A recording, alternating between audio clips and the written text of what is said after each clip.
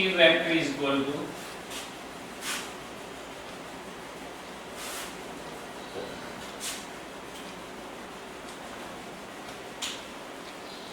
zero point three I cap plus 0.4 J cap plus lambda A cap, ये A vector दिया। If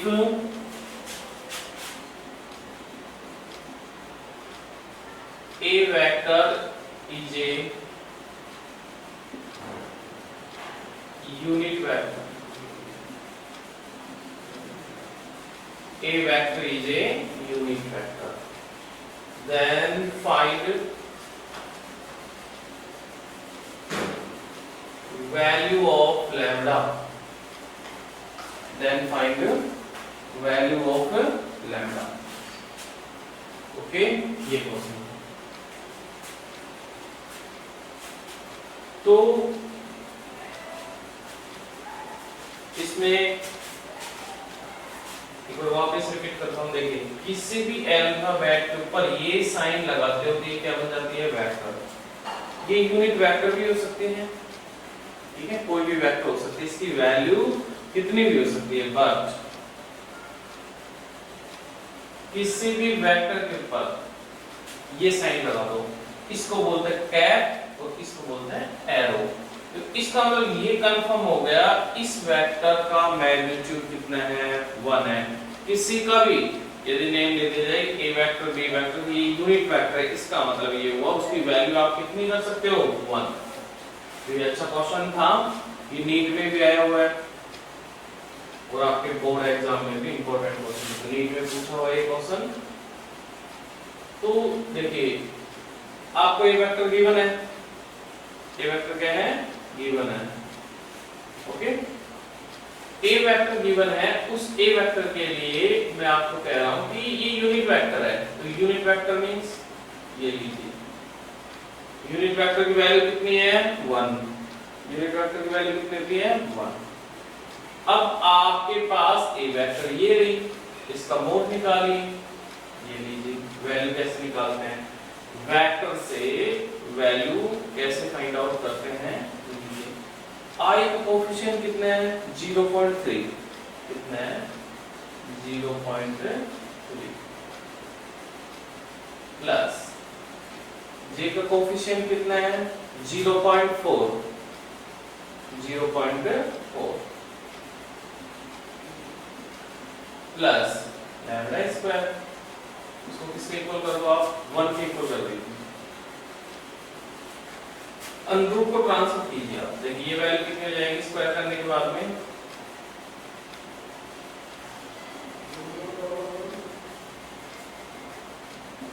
1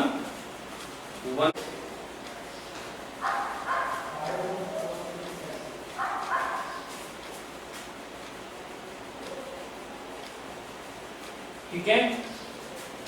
add कीजिए इनको, कितना आ जाएगा,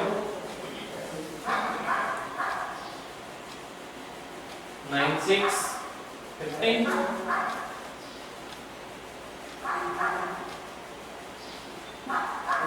plus lambda square, lambda square is equal to 1 minus कितना आ जाएगा, 0.7। तो लैम्डा इज इक्वल टू कितना आ जाएगा, प्लस माइनस, ये आंसर आएगा, ओके। अभी ये सब देखते हैं क्वेश्चन। चलो अब इस क्वेश्चन, कल वाले क्वेश्चन को देखते हैं। कल आपके क्वेश्चन कोई भी वेक्टर गिवन थी, एक वेक्टर थी, ए वेक्टर 3i कैप, काफी लोगों ने कल कर भी लिया था, प्लस 4j कैप। अब कुछ लोगों के माइंड में आ रहा होगा सर इसमें k कैप नहीं है। देखिए हो सकता है आपके पास कोई भी वेक्टर है, उसके अंदर i नहीं हो सकते, हो सकता है j नहीं हो सकते, हो सकता है तीनों में हो सकते, हो सकता है 2 कोऑर्डिनेट हो सकते हैं, वो तो कोई कंडीशन नहीं है, ओके।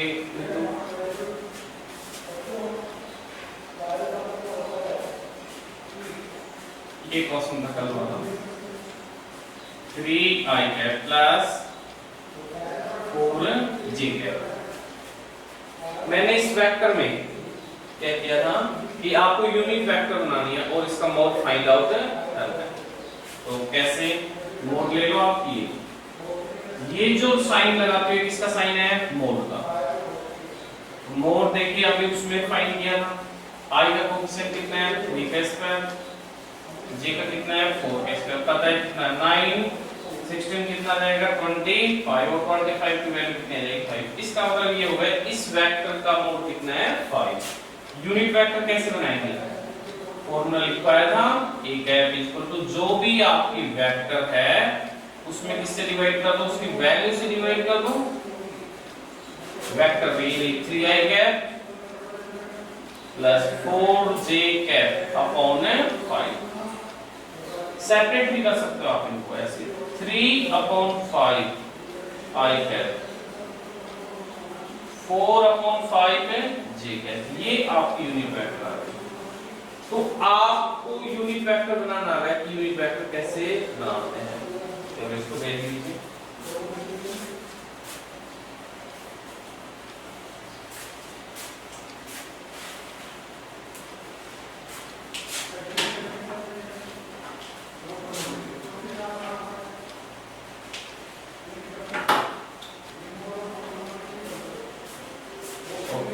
चलो आगे start.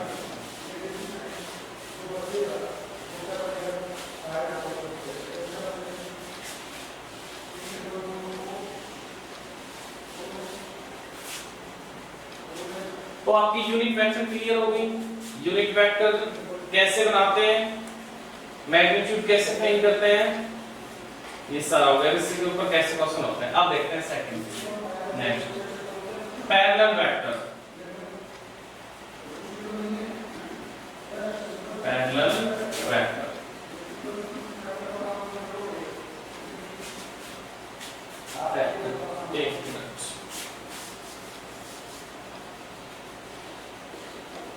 Parallel vector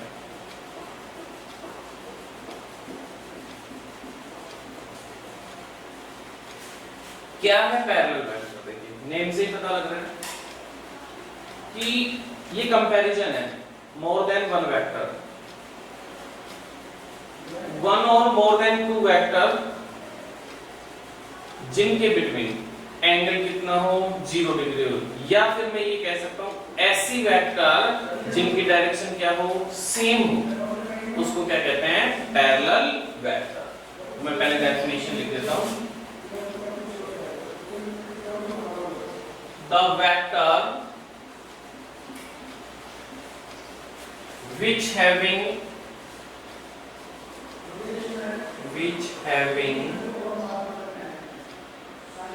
same direction, which having same direction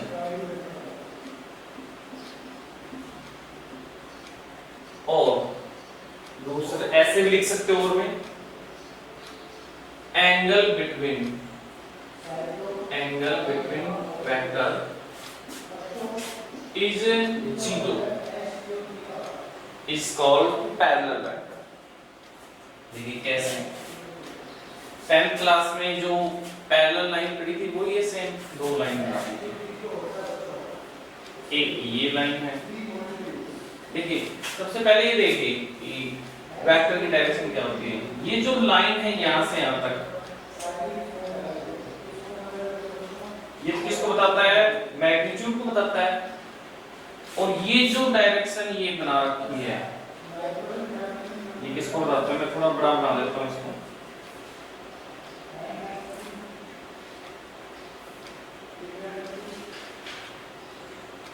ये हेड है, ये डायरेक्शन को बताती है। ये जो हेड जिस साइड होगा उसी डायरेक्शन होगी उस वेक्टर की। ये उधर राइट में ले रखा है तो राइट में डायरेक्शन होगी, इधर कर दूं लेफ्ट में हो जाएगी, अपवर्ड में कर दूं अपवर्ड डायरेक्शन। ठीक है, ये जो ग्राफिकली बनाया मैंने इसका नाम दे दिया कि ए वेक्टर है सारा। अकेली वेक्टर को देख करके आप ये नहीं कह सकते कि ये पैरेलल वेक्टर है या फिर यूनिट वेक्टर है, ऐसे दूसरा उदाहरण आप ऐसे भी बना सकते हैं इसको। ठीक है, ये वेक्टर, इसका नेम दे दिया मैंने B vector. Okay, B vector हो गई। अब इस ए वेक्टर और बी वेक्टर दोनों डायरेक्शन क्या है, राइट, इसकी डायरेक्शन भी ये है। ये ध्यान रखना है, ये वेक्टर का क्या होता है, टेल, टेल, और इसको क्या बोलते हैं वेक्टर का, हेड, ये हेड है। तो अभी डेफिनेशन देखिए आप लोग, ऐसी वेक्टर्स होती है पैरेलल वेक्टर जिनके बिटवीन एंगल 0 डिग्री हो या फिर उनकी डायरेक्शन क्या हो, सेम। तो ये तो डेफिनेशन आ गई, डायरेक्शन सेम है, बिल्कुल डायरेक्शन सेम है, और उनके बिटवीन एंगल कितना डिग्री हो, 0 डिग्री। देखिए एंगल कैसे देखते हैं, ये देखो, पैरेलल लाइन के बिटवीन एंगल कितना डिग्री होता है,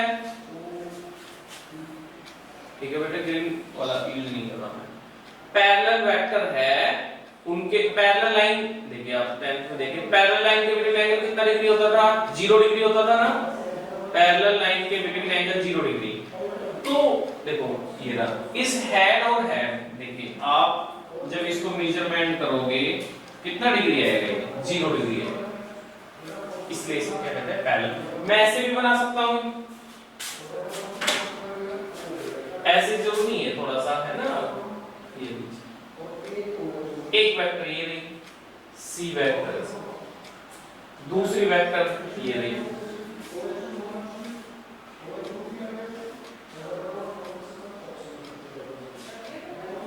डी वेक्टर। इन दोनों की डायरेक्शन भी अपवर्ड डायरेक्शन में है। थोड़ा सा देखिए, इसके अंदर ये लाइन है, इसकी लेंथ ज्यादा है और इसमें कम है। इसका मीन क्या होता है, इसका मीन क्या होता है,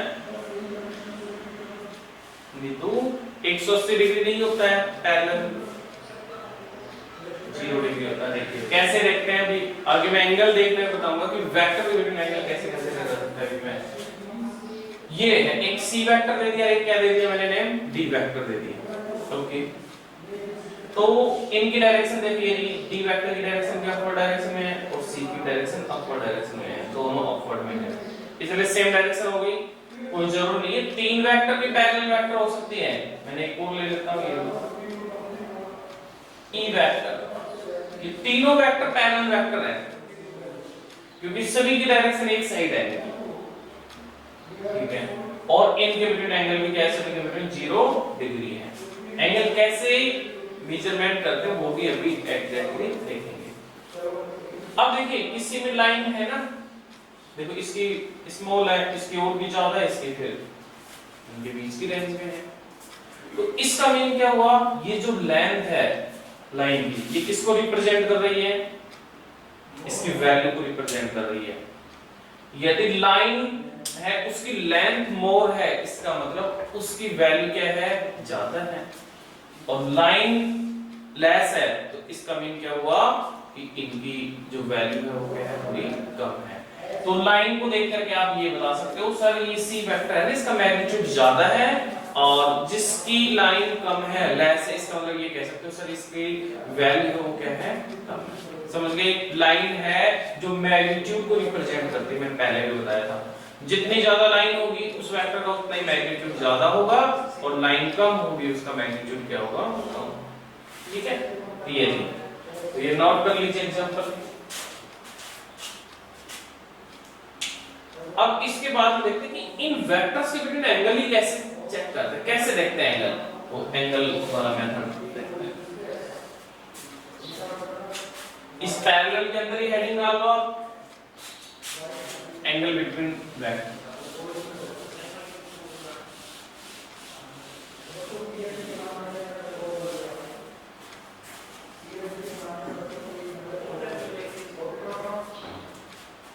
इसी के नीचे एंगल बिटवीन वेक्टर,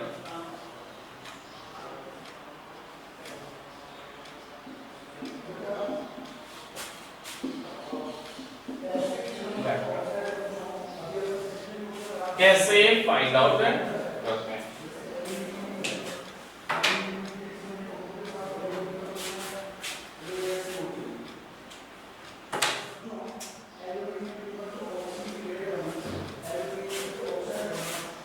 मेरे पास ये दो वेक्टर है,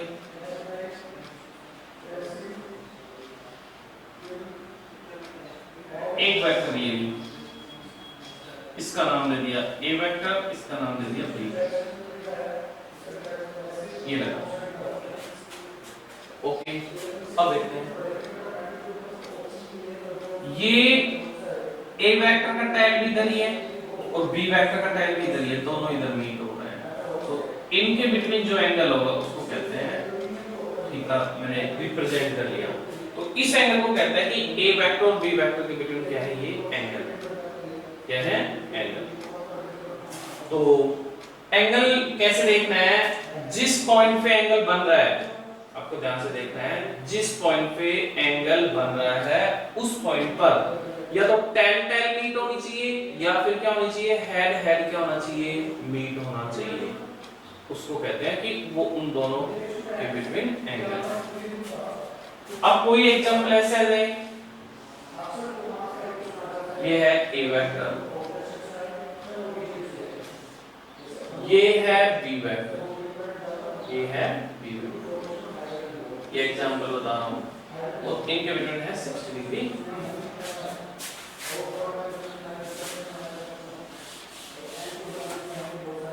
ठीक है, अभी मेरे को इस क्वेश्चन में पूछना है आपसे कि ए वेक्टर और बी वेक्टर के बिटवीन एंगल बताइए। बताना है सभी को, आपको बताना है। ये बताइए ए वेक्टर और बी वेक्टर में, इसमें ये वाला क्वेश्चन दिया है ना, ये तो समझा है।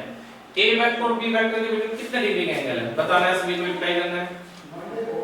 चलो कमेंट में लिखो कि इन दोनों वेक्टर के बिटवीन एंगल कितना डिग्री है। 60 degree, no angle between both. राहुल एंगल है, बिल्कुल आप चेक कीजिए। अने 60 और बताइए 60 डिग्री नहीं है, चलो मैंने ये कंफर्म कर दिया, 60 डिग्री नहीं है। ए वेक्टर और बी वेक्टर के बिटवीन एंगल 60 डिग्री नहीं है।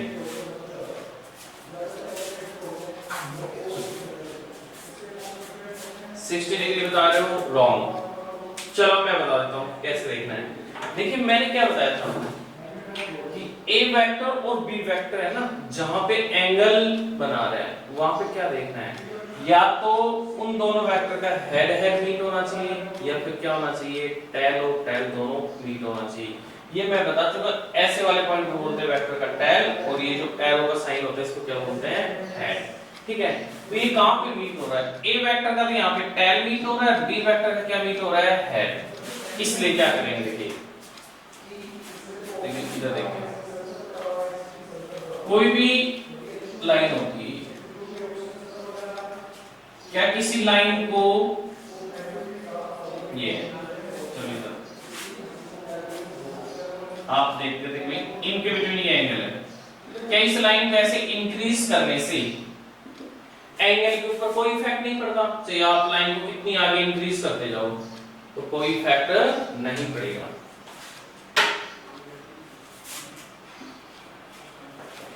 ऐसे कोई इफेक्ट नहीं पड़ेगा। इसलिए देखो क्या करना है, इस हेड को है ना आप आगे बढ़ाइए, ऐसे लाइन को इंक्रीज करने पर एंगल के ऊपर कोई इफेक्ट नहीं। ये बी वेक्टर ही है, हालांकि बी वेक्टर की वैल्यू चेंज हो गई। अब देखना है ए वेक्टर का ये टेल है, लेकिन अब ये बी वेक्टर है ना, इसको आगे इसका टेल हो गया, इसका मतलब या तो ये हेड बन गया, ये हेड, ये बाहर की तरफ होनी चाहिए, बिल्कुल हेड उस पॉइंट से अवे है या मीट हो रहे हैं, और टेल यहाँ पे क्या हो रहा है, मीट, ये एंगल होगा इनके बीच में। तो इधर वाला 60 है तो ये कितना हो जाएगा, 180।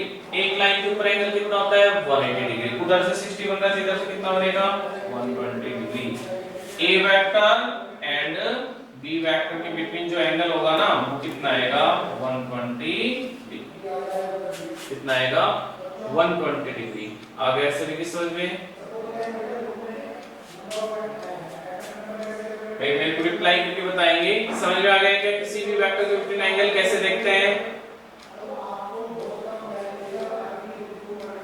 ओके करके बताना है, एंगल समझ में आ गया क्या, किसी भी वेक्टर के बिटवीन एंगल कैसे देखते हैं। मुस्कान ओके, थैंक यू टीना। आपको बस ये ध्यान रखना है, हेड या टेल टेल, या तो बाहर की तरफ होनी चाहिए, अवे होनी चाहिए, या टुवर्ड्स होनी चाहिए, बस इतना एक कॉन्सेप्ट था इसमें। चलो मैं दूसरा क्वेश्चन ले लेता हूं, इसमें बताना है आपको।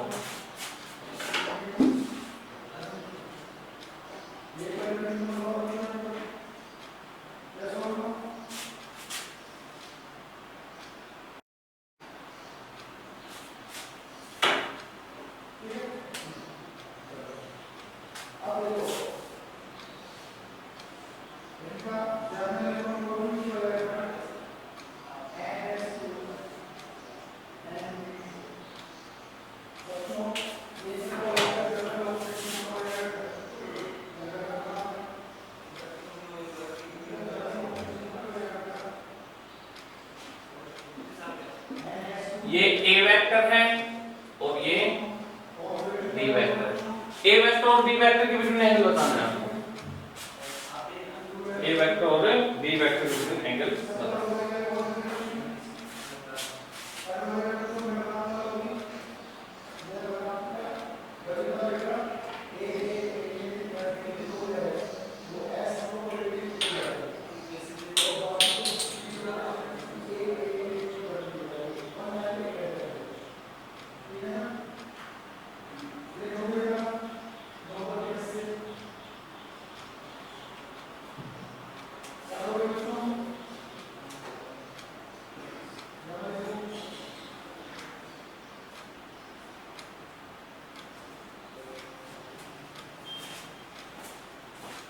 बताइए कितना है 70। नीतू थैंक यू बेटा। 70 डिग्री आएगा। देखिए ए वेक्टर और बी वेक्टर में क्या डायग्राम बना हुआ है, क्या बना हुआ है कि उसके हेड और हेड दोनों मीट हो रहे हैं यहाँ पे। ए वेक्टर का भी हेड यहाँ पे और बी वेक्टर का भी हेड है, बिल्कुल हेड हेड क्या होनी चाहिए, मीट होना चाहिए। तो कितना डिग्री का एंगल बन रहा है 70 डिग्री का बन रहा है। ओके, इसका मतलब आपको समझ में आ गया। अब मैं आगे स्टार्ट कर रहा हूँ। पैरेलल वेक्टर भी समझ में आ गई। अब देखते हैं कि उन पैरेलल वेक्टर के बीच में क्या होता है। ये वापस से मैं इसको रिपीट कर लेता हूं कि सर वो एंगल कैसे देखते हैं। ये भी ऐसे। अब देखो ना, ये हेड हेड उधर, इसका मतलब ये तो एंगल होगा और ये एंगल कितना होगा 0 डिग्री। इसलिए कह रहा था कि हेड हेड एक साइड है तो ऑब्वियसली 0 डिग्री है। तो कितना डिग्री हो गया 0 डिग्री। तो कौन सी वेक्टर हो गई, पैरेलल वेक्टर हो गई। तो आपको एंगल भी देखना आ गया और एंटी पैरेलल वेक्टर क्या होते हैं वो भी समझ में आ गया। अब नेक्स्ट वेक्टर देखते हैं।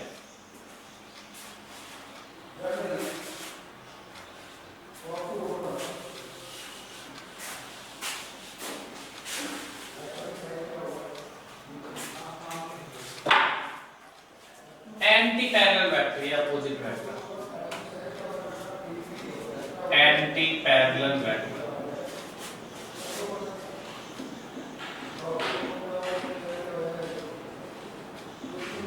क्या होती है anti parallel vector.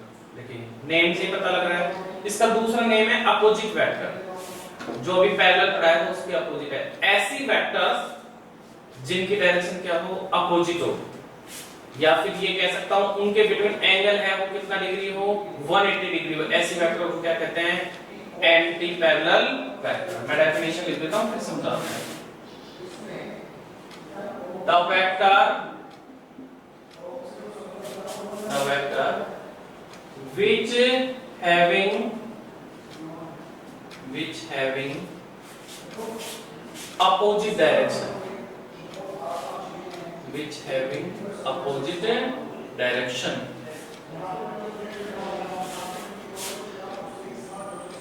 which having opposite direction,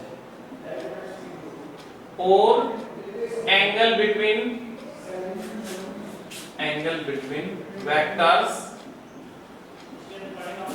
is 0 is called anti-parallel vector। और दूसरा नेम लिख लेना आप इसका, अपोजिट वेक्टर। कौन सा, अपोजिट वेक्टर। ठीक है, देखिए मैं बना रहा हूं डायग्राम। ये वेक्टर है ए वेक्टर और ये वेक्टर इधर,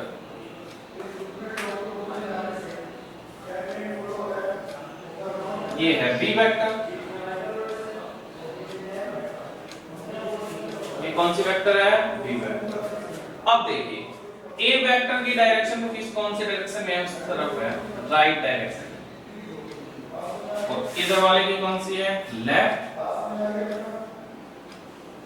तो इसका मतलब ये हो गया ये कौन सी वेक्टर है, अपोजिट डायरेक्शन में ये लिखना है, डायरेक्शन अपोजिट हो तो एक राइट है तो राइट का अपोजिट क्या होता है, लेफ्ट।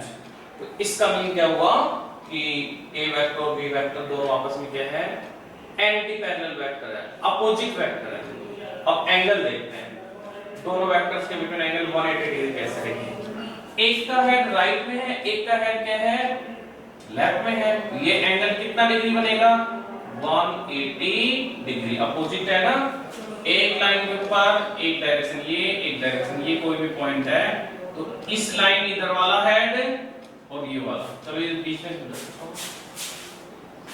ये लाइन है, एक लाइन के ऊपर पता है आपको 180 डिग्री होता है, मैंने इसको दो पार्ट कर दिए, यहाँ पे एंगल देखना है, इस वेक्टर का हेड इधर हो गया, इस वेक्टर का हेड इधर हो गया, दोनों हेड के पीछे इधर से मेजरमेंट कर लो एंगल, या फिर ये मेजरमेंट कर लो, कितना आएगा 180 डिग्री आएगा।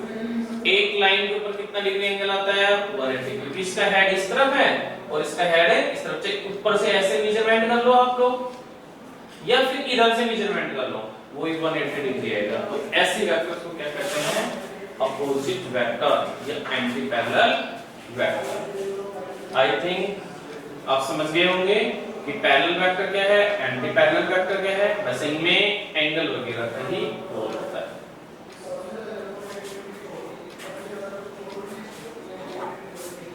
ओके, नेक्स्ट देखते हैं।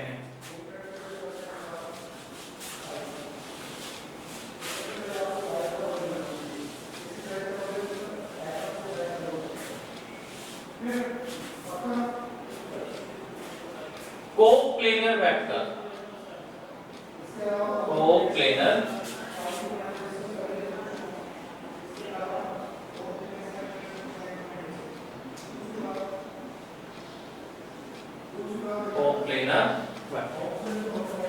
कोप्लेनर वेक्टर क्या होती है, कोप्लेनर वेक्टर कोई एक वेक्टर की बात नहीं कर रहा मैं, more than one vector, more than two vector. Coplanar vector वो वेक्टर होती है, बहुत सारे वेक्टर होते हैं, एक ग्रुप होता है, एक ऐसा ग्रुप मतलब जिसमें बहुत सारे वेक्टर, जिनका नेम से पता है को प्लस प्लेनर का मतलब जिनका प्लेन सेम हो, एक ही प्लेन हो, उसको कौन सी वेक्टर कहते हैं, कोप्लेनर वेक्टर। ऐसी बहुत सारी वेक्टर जिनका प्लेन क्या हो, सेम, एक ही प्लेन के अंदर एग्जिस्ट कर रही हो, उन वेक्टर्स को क्या कहते हैं, कोप्लेनर वेक्टर। सिंगल वेक्टर के बारे में नहीं, बहुत सारी वेक्टर, सिंगल वेक्टर को ऑलवेज क्या होती है, कोप्लेनर वेक्टर होती है। The vector which having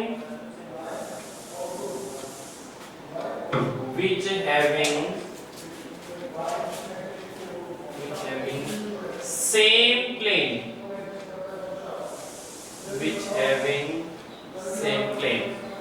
ऐसे लिख सकते हो, जो सेम प्लेन के अंदर एग्जिस्ट करते हैं उसको क्या कहते हैं, कोप्लेनर वेक्टर is called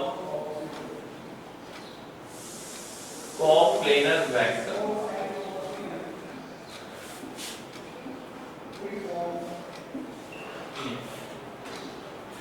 अब आपको सबसे पहले तो प्लेन के बारे में पता होना चाहिए कि प्लेन है क्या, वापस से मैं डिस्कस कर रहा हूं। प्लेन बनाने के लिए आपको कोऑर्डिनेट की रिक्वायरमेंट होती है, एक ये कोऑर्डिनेट, तीन कोऑर्डिनेट हो सकते हैं और एक ये कोऑर्डिनेट। देखिए मैंने इनमें लाइन और इसको डैश डैश किया है, डैश डैश का मीन क्या होता है कि ये लाइन है ना, ये ऐसे नहीं है, ये लाइन कैसे है, रेड कलर वाली ये लाइन ऐसे बनी हुई है, प्लेन के क्या आउटवर्ड, डैश डैश जब मैं लाइन लिख रहा हूं, रिप्रेजेंट कर रहा हूं, इसका मीन क्या होता है, वो उस प्लेन के परपेंडिकुलर है, मतलब उस प्लेन का तो आउटवर्ड है, ये आउटवर्ड डायरेक्शन हो गई, या फिर क्या है अंदर की तरफ है, इनवर्ड है। तो कोप्लेनर वेक्टर का मतलब क्या हुआ, देखो ये तीन प्लेन हो गए, तीन कोऑर्डिनेट हो गए, ये कौन सा कोऑर्डिनेट हो गया, x, ये कौन सा हो गया y और ये कौन सा हो गया z। नेम कि सर इसको हम x, आप किसी भी कोऑर्डिनेट को x y z दे सकते हो नेम। जनरली आप लोग इसको x, इसको y एक्सिस और इसको z। अब z एक्सिस में ऐसे बना नहीं सकता, हवा में ऐसे बना नहीं सकता, इसलिए क्या किया मैंने डैश डैश। ये आपके अंडरस्टैंडिंग पॉइंट होना चाहिए कि डैश डैश मीन सकती है ये लाइन किस तरफ आ रही है, बाहर की तरफ आ रही है या फिर अंदर की तरफ आ रही है। और इन तीनों कोऑर्डिनेट के बिटवीन एंगल कितने डिग्री का होता है 90 डिग्री का। आपस में ये क्या रहते हैं म्यूचुअली परपेंडिकुलर रहते हैं। ओके, तो ये प्लेन अब देखते हैं। अब बहुत ये मैं तीन वो लिखता हूं।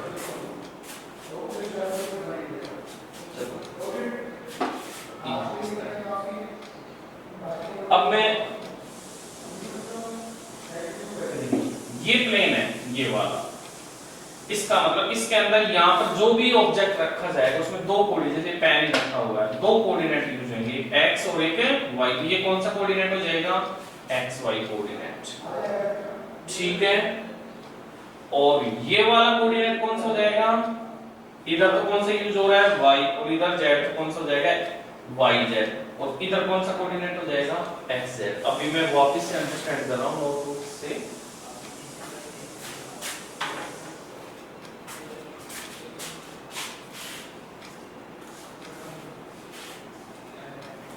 देखिए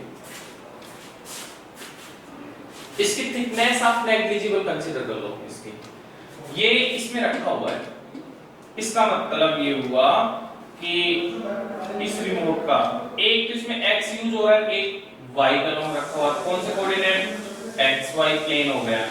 मैं इसको ऐसे रख दूं तो कौन सा प्लेन हो गया, देखो लेंथ का लॉन्ग तो ये क्या हो गया इसका y एक्सिस और इधर कौन सा है z, ये डस्टर है, कौन सा प्लेन हो गया y z। मैं इसको ऐसे रख दूं कौन सा प्लेन हो गया x z। ऐसे कोऑर्डिनेट होते हैं, ये प्लेन होते हैं, तो समझ गए होंगे। अब मैं यहां पे बना रहा हूं इस मैप में एक वेक्टर ये लीजिए साहब, a वेक्टर ये लीजिए, b वेक्टर स्मॉल लेटर से भी लिख सकता है ना, ये लिखिए c वेक्टर। वेक्टर का कोई फिक्स नहीं है, आप कैपिटल से लिखते हो या स्मॉल से लिखते हो, आपकी फैसिलिटी के अकॉर्डिंग लिख सकते हो, डायरेक्शन कोई भी बना सकते हो आप। ओके, तो इसका मीन क्या हुआ, अब देखो ये a वेक्टर b वेक्टर और c वेक्टर जो मैंने रिप्रेजेंट कर रखा है वो कौन से प्लेन के अंदर है। देखो इधर x कोऑर्डिनेट यूज हो रहा है, इधर y, कौन से प्लेन में रखी हुई है x y प्लेन के अंदर है रखी हुई है। ओके, कौन सी प्लेन में रखी हुई है तीनों x y में। अब इसके अंदर मैं कोई वेक्टर ऐसे बनाता हूं, कोई वेक्टर ऐसे बनाता हूं, ये प्लेन तो पॉसिबल है नहीं, ये प्लेन है पॉसिबल है नहीं, मतलब बना सकता हूं लेकिन ये हवा में है तो मैं यहाँ पे ऐसे मार्कर से नहीं बना सकता, इसलिए ये सारे ABC कौन सी वेक्टर है कोप्लेनर वेक्टर, ऐसे वेक्टर जिनका प्लेन सेम है। इसको नोट कर लो, फिर मैं एक एग्जांपल से समझाता हूं।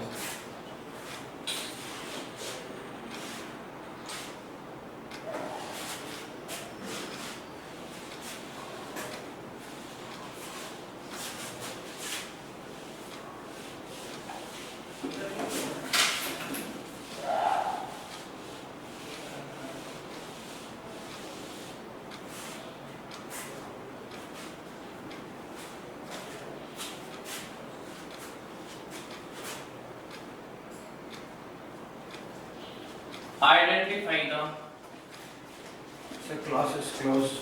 roads.